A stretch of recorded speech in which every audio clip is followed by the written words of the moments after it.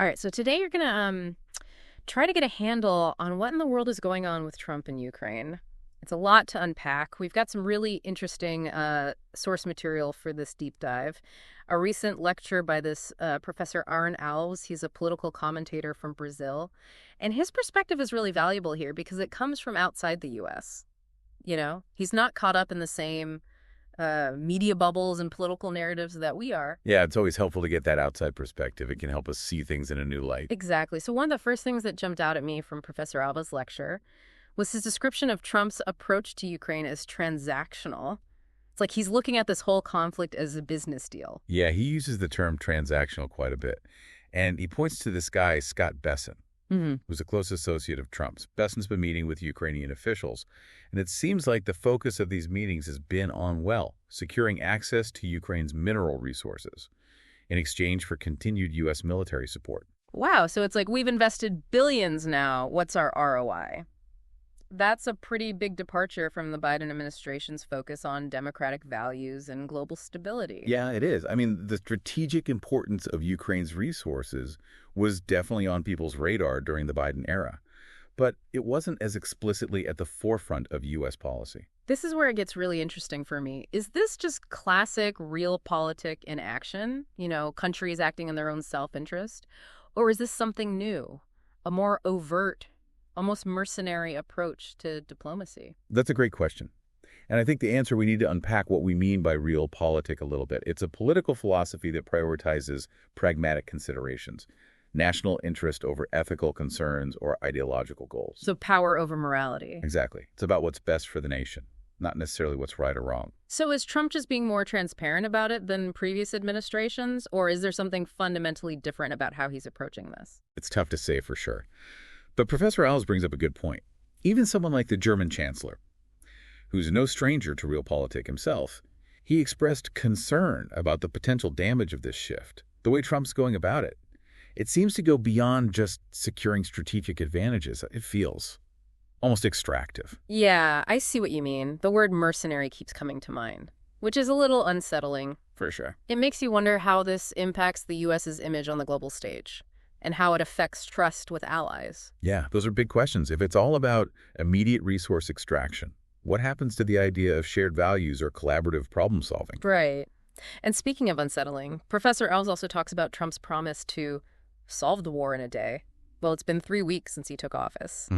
And things seem to be getting more complicated, not less. Yeah, that's a head-scratcher for sure. It raises the question, is this delay a calculated tactic? Is Trump biding his time strategically, or is this a sign that he's trying to shift responsibility for the conflict onto Europe? Maybe as leverage in these deals he's trying to make. Possibly. It's interesting because he seems to be doing both, pressuring Ukraine for access to their resources, while also hinting that the U.S. might withdraw and let Europe handle the fallout. Right, and imagine the pressure that puts on key European allies, Yeah. like Germany, France, the UK. They're already dealing with the economic and social impacts of the war. And what about Ukraine itself? Do they accept this deal with the U.S., or do they start looking for other solutions? It's a tough spot to be in, a real high-stakes gamble. I'm trying to wrap my head around what to even call this approach. Professor Alves throws out terms like new mercantilism or nationalist capitalism, but even he admits that Trump's foreign policy is hard to categorize. Yeah, it's definitely not fitting neatly into any of the traditional boxes. It seems very self-serving, prioritizing immediate gains over any kind of long-term vision, which makes it really difficult to predict what the consequences might be. Exactly. The lack of a clear, consistent strategy makes the whole situation even more unpredictable and potentially volatile. Okay, so we've got this potential huge shift in U.S. foreign policy, and as you might imagine, it's causing ripples around the globe. Professor Alves didn't go into too much detail on this, but it's kind of the elephant in the room, isn't it? How are other major players like China reacting to all of this? Oh, yeah, they're definitely paying attention. China in particular, they've been strategically expanding their influence for years, economically, militarily, and a U.S. that's more focused on, well, short-term transactions and less on global leadership. That could create some real openings for China to push their own agenda. So while everyone's trying to figure out what Trump's doing in Ukraine, China's 10 steps ahead, just waiting to capitalize on the situation. It's definitely a possibility. And it's not just China. You've got other players like India, Brazil, The European Union's got to be reassessing things too. Yeah, everyone's got to be thinking, okay, what does this mean for us? Exactly. Trying to figure out how to navigate this whole new landscape. It's like a giant game of global strategy where one move can trigger all these unintended consequences. That's a great way to put it. And that's why it's so important to understand these underlying trends. Not just focus on the day-to-day headlines. You got to look at the bigger picture. Right. Speaking of the bigger picture, Professor Alves doesn't paint a very optimistic picture of the situation in Ukraine itself. Yeah, he's pretty clear that the conflict's dragging on. No clear path to resolution. Which puts Ukraine in a really tough spot, caught between the U.S. and Russia, each with their own agenda. Right, and of course, it's the Ukrainian people who are suffering the most. Absolutely. Their economy's devastated, infrastructure's crumbling, countless lives lost. A humanitarian crisis. Yeah. And it makes you wonder about these deals Trump's trying to strike. Access to Ukraine's resources shouldn't come at the expense of their long-term stability or their sovereignty. Right. There's a real ethical dimension here. That sometimes gets lost in all the talk about realpolitik and national interest. I agree. Professor Alves makes another interesting point about Trump's focus on a quick win. He argues that it might actually be hindering progress toward a lasting peace. Interesting. It's like that saying, haste makes waste. Exactly. Yeah. If you're too fixated on declaring victory, you might miss opportunities for compromise, for real solutions. And you risk alienating potential allies and emboldening adversaries. Yeah, it can become a vicious cycle. Okay, so I have to ask, are we witnessing the birth pangs of a new world order? Is this really a fundamental shift in global power dynamics? It's hard to say for sure at this point, Yeah. but the signs are definitely pointing in that direction. The old certainties are breaking down, and the rules of the game are changing.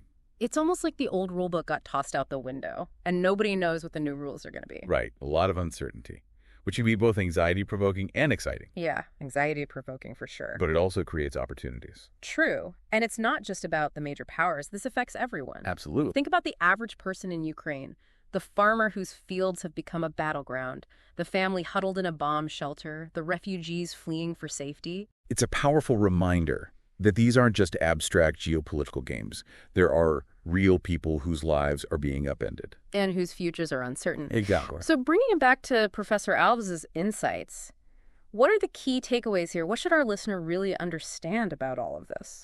Okay, so a few key points. First, we're potentially seeing a shift in U.S. foreign policy toward a more transactional, less ideologically driven approach. Okay. This is a big departure from the past, and the long-term effects are really unclear. Right.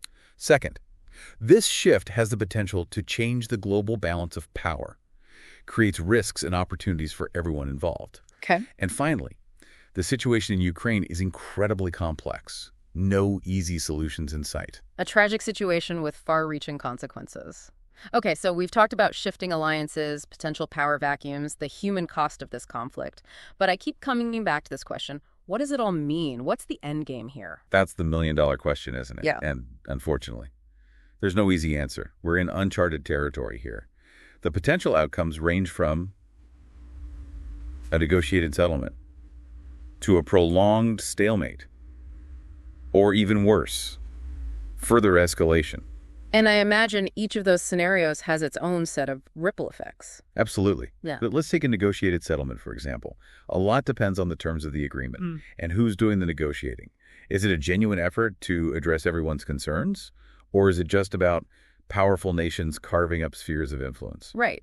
And who gets a seat at the table? Is it just the U.S. and Russia calling the shots? No. Or do Ukraine and European allies have a say in their own future? Those are key questions. And even if you get an agreement, there's the issue of enforcement. How Yeah. do you ensure that everyone actually sticks to the deal, especially in this current climate, Yeah. where international agreements seem so fragile? Yeah, we've seen how quickly treaties can be broken when the geopolitical winds shift. So what if a negotiated settlement isn't reached? What does a prolonged stalemate look like?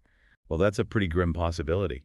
It could mean years, even decades, of simmering conflict with periodic flare-ups, a constant drain on resources and human lives. And I imagine that kind of instability could spill over into neighboring regions, potentially drawing in other actors. Exactly. It could create fertile ground for extremism. A real mess. Yeah, And then there's the nightmare scenario, further escalation. right. The possibility of miscalculation. or deliberate provocation, Mm. leading to a wider conflict. It's a terrifying thought. Especially given the kind of weaponry involved, the potential for destruction is almost unimaginable. Yeah, it's a sobering thought. Now, I know some people might say we're overreacting, that great powers have always competed for influence, that this is nothing new. But I think it's important to remember that the context has changed. We're living in a much more interconnected world. The consequences of conflict are far greater and more widespread. Right, we're not just talking about localized conflicts anymore. We're talking about nuclear weapons, cyber warfare, global economic disruptions. Stakes are much higher. And on top of that, we're also seeing the erosion of international norms and institutions, the ones that have helped maintain some degree of stability since World War II. So the old rules are breaking down, and the new ones are still being written. Exactly. Which makes predicting the future very difficult. It's a lot to process. I know. It can feel overwhelming. So as we wrap up this deep dive, what's the one key message you want our listeners to take away? I think the most important thing is to stay engaged. Don't tune out just because it's complicated or uncomfortable. Read widely. Seek out diverse perspectives. And don't be afraid to ask tough questions. Because ultimately, the choices we make today will shape the world we live in tomorrow. Well said. On that note, we'll leave you with this final thought. In this new uncertain world, what will your role be? What actions, big or small, can you take to make a difference? Until next time. Keep diving deep and keep asking those big questions.